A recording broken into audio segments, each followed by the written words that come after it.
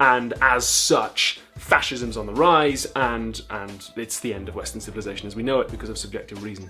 And I'm like, really? When exactly in history did objective reason supposedly triumph?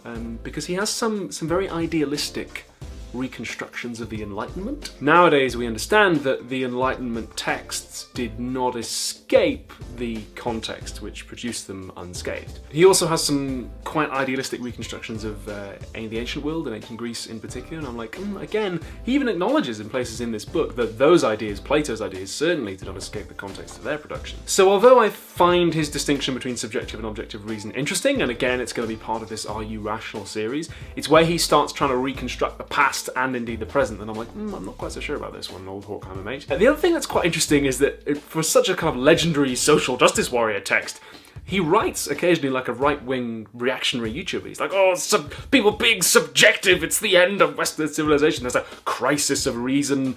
Also in some places he is just kind of really quite shockingly racist, even for 1947. He also can't help but tie rationality to masculinity. He can't, even in some of the metaphors he's using, he can't help but portray reason as an inherently kind of male thing. And that's another, I guess that's another limitation of the time. There are some really good bits in it when he's talking about how subjective reason is used today. Those bits are absolutely fascinating. As I say, it's when he starts trying to project it back into the past that I'm like, So, you know, if you're interested in Horkheimer, if you've heard him mentioned and you've not checked him out, I'd say it's pretty short, it's pretty easy as well. Might be worth checking out if you're interested. I've saved the best until last, and it is Susan Faludi's Backlash. I've been recommending this book to about everybody. If you've bumped into me in the street in the last month, I've probably done it to this book. It's a really fascinating idea because it's not a history of feminism and feminist progress. It's a history of the times when women's rights have been rolled back and the anti-feminist response, what Faludi calls the backlash. And I think that presents quite a good opportunity for us feminists to look at what the response has been, like how these ideas are being taken up and how they're being responded to and received. The book was published in 1992, so it covers the Reagan era in quite a bit of detail, although a lot of what it says about the Reagan administration is also very applicable and even prophetic now. It does go right the way back to ancient history though, so the anti-feminist arguments, it's fascinating, they come up in more or less the same form again and again and again, and one of them is that women are taking over men's spaces, right? That argument has come up in modern times, for Reagan times and Victorian era, and even Cato in like 19 something BC, when Roman women were allowed to drive chariots for the first time, Cato was like, women taking over men's spaces, and it's like, Cato, man, women can't even vote, dude. Like, what are you saying? The argument that what's making women unhappy is actually feminism. Feminism's what's making them unhappy this whole time. I see people saying that today. Turns out that's at least as old as Victorian times, when again, people were saying, oh, it's this feminism, it's this women's liberation that's taking women out of the homes. That's why they're secretly miserable. And it's like, what? Like, again, women still can't vote, dog. Like, what are you saying? All this newfound freedom? What freedom? I would say this is definitely the book for the person in your life who says that things like hiring discrimination and wage gaps exist in certain industries because women make certain choices. If you know somebody who says that, just give them this book.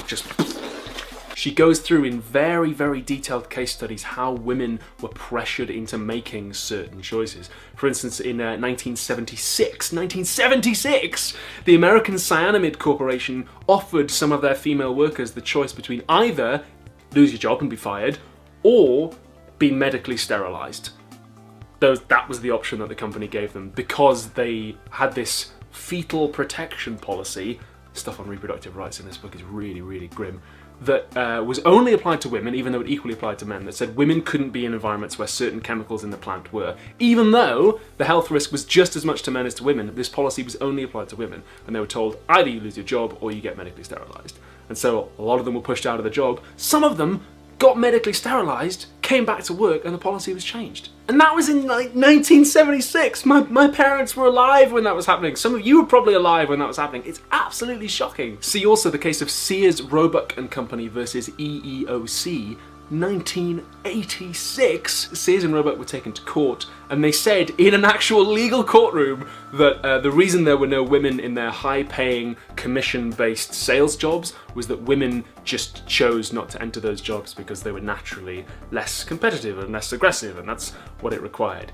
And they actually made that argument without consulting a single female member of staff, all of whom were then asked, do you prefer less competitive, less well-paying jobs? And they were like, no, we want these jobs, but they won't give them to us. That, to me, really reminded me of the Google Bro Manifesto, the kind of James Damore, the guy at Google who wrote the thing saying, oh, women are just like, they naturally choose to stay out of STEM. And it's like, how many of your female colleagues didn't you consult on that one, James? Is it none? I bet it's none. This is also definitely the book for the person in your life who says that because discrimination is illegal, it doesn't happen. Because what Faludi shows again and again and again, with very detailed, specific case studies, is that although these illegal things might happen, the onus is often on the women who are being affected to bring the legal challenges, which, when they've got no money and they're at risk of losing their jobs or at risk of being fired for rocking the boat, is not easy, takes years, takes a lot of money, and isn't always successful. It's a very wide-ranging book. She talks not only about reproductive rights and legal stuff, but also fashion, the press,